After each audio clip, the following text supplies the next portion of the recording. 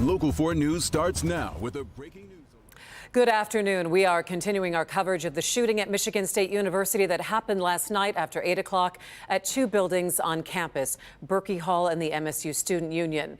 3 students were killed. 5 others are now being treated at Sparrow Hospital in Lansing. We have now learned the names of the 3 students who lost their lives. 2 of them were from Grosse Pointe. 1 of them was from Clawson.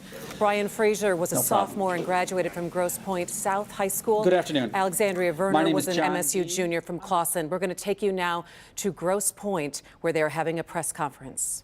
Appreciate the media being here because we wanted to share some information about a tragic event that happened in our state that earlier today we learned touched our community directly.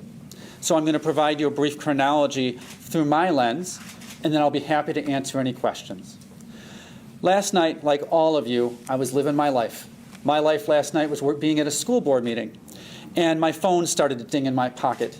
And I looked down and I saw the tragic news that all of you saw, that once again in our country, there was a tragic shooting at a school. In this case, it was Michigan State University. At the time, I was touched as a dad. I have a graduate Spartan who graduated in 21. And I was touched as a human. And I knew that we had many of our graduates at Michigan State University. I also knew that Michigan State University is the biggest university in the state of Michigan, and pretty much everyone knows somebody. At that time, though, I felt like it was a Lansing piece that was going to just touch us somewhat. Now, of course, whenever there's a tragedy that involves schools, we're partner with our building administration, we partner with our mental health teams to support kids. Because we know when there's kids and adults that have been affected by trauma, a tragedy somewhere else might touch them. And we learned that. It was reinforced for us again at Oxford. Didn't happen directly here, but we were all touched by that about approximately 14 months ago. This morning, my administrative team were in our different schools. I, in fact, was at Grosse Pointe South High School. When we started to get information from some of our students that it was possible that one of the students at that time, we thought, was potentially a graduate of Grosse Pointe South. We started to talk to our kids. Sometimes kids know stuff before adults do. We reached out to families, and it was confirmed that one of the students that was tragically killed at Michigan State University was, in fact, a 2021 graduate of Grosse Pointe South named Brian Frazier. We immediately shifted into a mode of creating a crisis center at the school because as a 2021 graduate, there would be current students that knew Brian. There would also be teachers and other staff that had had Brian. We started a phone call that I was not expecting, that in fact the same type of information, a tragic connection to something that happened 90 miles from here, was also touching Grosse Pointe North High School. We quickly learned, same methodology, students talking, eventually we talked to a family, and we learned that Ariel Anderson, Grosse Pointe North class of 2021, was also a tragic victim at Michigan State University. I have to tell you, and I put this in my communication, I took this pause and thought to myself, how is it possible? How is it possible that this happened in the first place? An act of senseless violence that has no place in our society, and in particular no place at school. But then it touched our community not once, but not twice. And now this event that has touched our nation, in fact, is now touching directly our community. I have to share, and I want to share, that I have felt an intense amount of support from our community and from the leaders across our community. I've personally had contact with Kevin Hertel, our state senator. I've personally reached out with and had some back and forth, and we're going to talk later today, House Speaker Tate, and the governor's office has also reached out to me to offer all the supports they possibly can. This is a time when, as a parent, as an educator, that I don't even have the words. You know, you kind of say, well, what do we say? I've never given this speech before, but I've seen other superintendents do it. I can't say anything more or different other than we have to figure out as a society, how can we support the mental health of our kids? How can we support the mental health of our adults? How can we help everyone stay safe so that there isn't another superintendent giving this press conference, or more importantly, another set of parents that are getting this terrible grieving information? That's what we know at this point. I'm happy to answer any questions from the media about what's going on. Yes, ma'am. Can you talk a little little bit about Brian individually and sort of his accomplishments, his personality, and the same with Ariel as well? I wish I could. I have the good fortune to know many of the kids in our school district, but with 6,300 kids, I don't know them all. And unfortunately for me, I didn't have a chance to know Brian or Ariel. I have had conversations with Mr. Homka, that's the principal at Grosse Pointe South. I've had conversations with Dr. Murray, the principal at Grosse Pointe North. And these two students, just like all of our students, were these exceptional kids that did stuff in school, right? Like they're at Michigan State, like they're doing these great things, right? So they did those great things at North and South, and they will be missed. But no, I can't tell you specifically this thing about Brian or this thing about Ariel. I wish I could. I wish I'd had that opportunity. I unfortunately don't have that to share today. Could you talk to us just about, as word spread through these buildings, you know, as students were realizing what had happened to their friends? Can you talk to us about managing that and what you saw and heard as a result of getting this devastating news? So, yes. We started to have some students. So what happens in a community like this is, first, the kids know stuff before the adults. If any of you have children, I do, they communicate better, different, certainly faster than all of us. And right around, our school starts at 8 o'clock. And around 7:50 or so, a couple of kids had come up to their counselors at South or their teacher and said, hey, did you hear this thing? And that started filtering to me. And right about 8:05 or so, we called our crisis team together. And it really became real for me when I started walking down the hall to our crisis team meeting, and I saw a young lady, didn't know her, she's a student at the school, walking the other way who was crying. And clearly she was heading to the counseling office, which is the right place for her to be if she needs help. And that's really where it hits you. And then as I was in this meeting at South, I start getting information about this situation at North, and I'll be honest with you, I thought somebody crossed their wires. You know, we've got two high schools in a small community. Maybe the kids at North were confused and like they thought it was, like, if that makes some sense. And unfortunately it wasn't. I remember telling my deputy superintendent, because he was at North High School, what's going on there, Roy? Tell me this. And he's like, John, I think this is happening all over again here, because the information at North was coming out about 45 minutes slower than at South. And it was a moment of disbelief. Like I put in my letter, as I chatted with staff members walking down the hall, I've had parents reach out to me. I had a parent say, John, this has to be wrong. And I said, I wish it was wrong. Like I wish I could write you this letter and say, made this mistake. And unfortunately, that's not what happened. You talked about a student going to the counselor's office. How are you instructing the entire district or students to go? We have a tragic situation like this, and unfortunately, this happens, not just something as tragic as Michigan State, but anytime there's a loss of life or a tragic situation in a high school setting. We have our staff members, our mental health team, so our counselors, our principals, our social workers trained. We actually have a specific training protocol called Prepare that we use to manage and help us through a crisis, because we shouldn't have to make a decision at that point. We should have a script. Part of our script, once we know that there's a tragic event that kids are going to have a response to, is we set up a location, in this case at our high schools, individual rooms at our high schools, and then we write a script that we send to our staff members and say, at this specific time, we want you to read this script. And this script basically says, this terrible event happened. If you feel the need to reach out, contact your teacher, contact your mom or dad, but you're certainly welcome to come down to the counseling office. We then take that exact same script and we share it with our parents, because our parents should always know what we've shared with their children. And so we share that exact same information with the parents. And so then we actually pull counselors from across the district. So when I was at South and North today, I saw not only counselors from South and North, but I saw counselors from our middle schools. And we had even our mental health professionals that aren't affiliated with the schools, but we have a great partnership with our local hospitals and other mental health providers. They were calling us and saying, what can we do? And so we bring in those sorts of connections so that every kid that needs to talk to somebody has somebody to talk to. It's also important to know, sometimes a kid doesn't want to talk to a counselor but wants to talk to mom or dad, and we never stand in between those things either. So we've had kids say, hey, can I call my mom? Well, they've got a cell phone, so they did it without asking in most cases. And they just immediately talked to their mom, and some parents said, I want to bring my kid home, and of course we allow that to happen. They're the mom and dad in that case. What other questions can I answer for everyone? What do you say to graduating students that this might strike fear in their heart and dissuade them from actually going to college?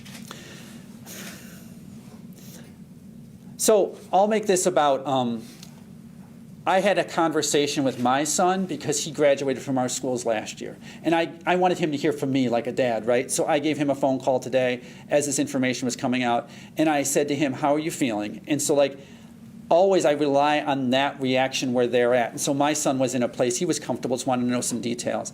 If there's a kid who's now concerned, should I go to college or should I come to school?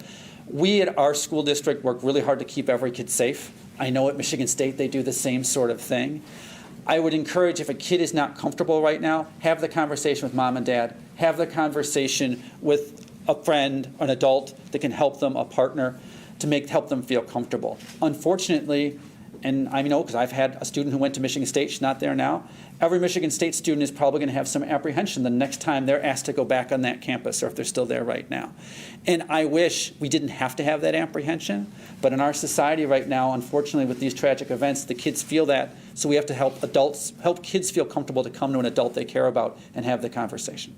Piggybacking off that question. In your experience, as time goes on, it almost, I think, feels a bit surreal, I think, even to the families right now. Do kids, is their processing the same? Does it feel a little more like shell shock initially? And do you anticipate that they'll need increased counseling in the days coming? Kids feel everything probably different and more than adults do. We have to remember when someone's going through a feeling, it's their feeling, not our feeling, so we can't prescribe what that's going to be like. I think it's just helping them first have great relationships with kids so they feel comfortable sharing their feelings, and then having the right people, which I believe we do, to support kids. And yes, we are going to have, we've already arranged with our administrators, I'm not going to be at this building tomorrow, I'm going to be at Grosse Pointe South first thing. Not because I'm a mental health professional, but because I know every staff member there by name, and I hope they feel a little better when they see their superintendent walking around. And I know our other administrators will be doing the same thing, and we are going to have our mental health staff on site, not just on call to support people. Will it be classes, the kids will stick to their regular schedule, and then if they need to individually break out? Yes. It's really important that you give kids what they need. The vast majority of our kids were able to process this in a way where for them the best thing was to be in class.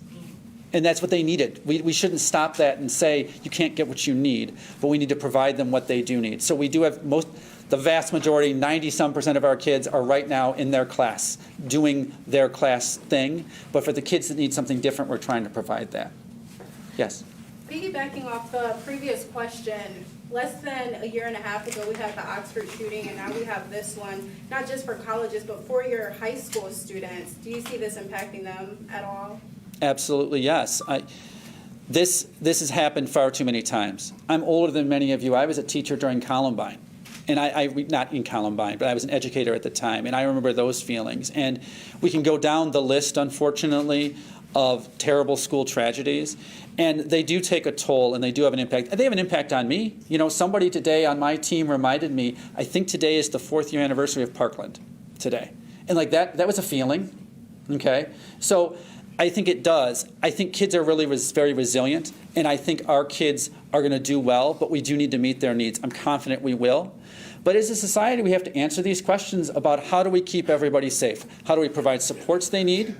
The best thing we could possibly do, and I don't have the answer, is to, if we didn't have these situations in the first place, then we wouldn't have to worry so much about providing what we need. Now, I'm in the providing the needs business, like meeting needs, so we're going to keep providing that piece. My business isn't the societal safety piece, but I think we do need to answer those questions and figure that out. And no, I don't have an answer.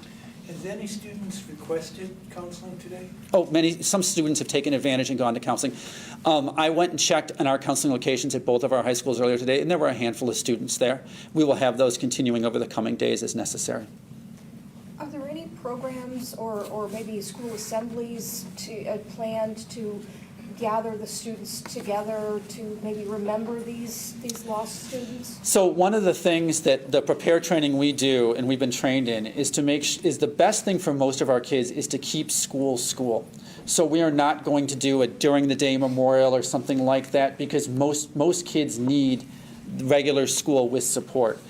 I imagine and I'm confident our community will provide memorials and support outside of the school day, and we partner with our providers, and if we know there's a vigil going on or there's a memorial service going on, We will provide support and partnership with them, but we don't do that during the school day. Are you concerned at all that we are going to see copycat threats in the coming days, like we've seen in the wake of other tragedies? I think about school safety every day. We have, every school district, not just Grosse Pointe Public Schools, but certainly Grosse Pointe Public Schools, has spent millions of dollars to make our schools safer. So I think about safety every day. I don't know that I think, like, I'm worried about a copycat situation necessarily, but I think everyone, whenever something happens, if you're driving your car and you almost get on an accident on the freeway because someone almost swerves into you, what do? You drive a little more carefully, if that makes some sense. Hold the wheel a bit tighter. I think every educator holds the wheel a bit tighter in the coming days. We do a great job with safety here, and I know they do at other schools as well. But when something like this happens, of course we're all more vigilant because it's more top of mind. Did you hear anything from any students or teachers? Was there any indication if Brian and Ariel were dating or hanging out at the time? Or? No, I have no way of knowing if they have any relationship one way or the other with each other. I don't have any information about that, Ted. Other questions for me? From a school standpoint, obviously we've seen over the last couple of years as far as safety measures that have been taking place by schools who are either directly impacted or just as an educator. I mean, you probably want to know what's the best way to protect your kids. Is that something that this school district will continue to revisit in the near future as we continue to have these situations unfold? We had a full safety audit in 2015 by a set of outside professionals that gave us recommendations on how to make our buildings safer. Then, as part of our 2018 bond issue, our voters supported the idea of making our schools safer. So we've added a secured vestibule at every school. In fact, all of you walked in through it when you came here today to kind of make sure that we create a safe situation. We've added new locks. We've added new safety measures. We provided training to all of our staff members. This past August, all of our staff members were trained on how to respond to an active shooter situation. It makes me sad to have to say that. Like, I wish I'd been able to provide like this training for that day about reading or writing. But we know that what our staff and our kids needed was safety training, so we provide that. One of the most important things we do is I have in my cell phone the 6 phone numbers of each of our 6 public safety chiefs, and we talk on a very regular basis. One of the best things that we have is when something goes on in our community, they give me a call and say, hey, John, this thing is going on, you need to know about it. And then I do the same. So, for example, for today, knowing that a lot of media were coming to Barnes, we gave the phone call to the Grosse Pointe Woods Public Safety and said, don't be surprised, there's going to be a lot of news trucks and adults, because that helps keep everybody safer and makes people feel more comfortable. So it's that relationship that I think is one of the most important things we can do. When you think of, there was the talk or the question about, copycat type stuff. I mean, you guys, all these schools have been the subject of so many false alarms, of so many pranks. The Attorney General, we've seen her have to get up there and say, this is a crime to do this. Yes. I mean, you have to imagine that might even be heightened now. Certainly, post-Oxford, many school districts, including ours, experience some level of, spent mostly on social media, kids saying things that were threatening. And we saw certainly a set of that. And we saw when that happens, there's both legal ramifications for family, and I know our county prosecutor worked really hard to do the right things with those families. And then I know that our school district, when necessary, had to do those sorts of things too, in terms of making sure we keep every kid safe. Fortunately, we have not had those situations lately. I am confident our kids are great kids and we're not going to have that situation. However, we are prepared if necessary, and we'll do what we need to do to keep everyone safe. In those cases, the first thing is partnering with the police. Those things happen. The first phone call is to the police so that we can make sure everyone's safe. Any other questions for me today? Okay. I want to thank you all for being here today. Thank you.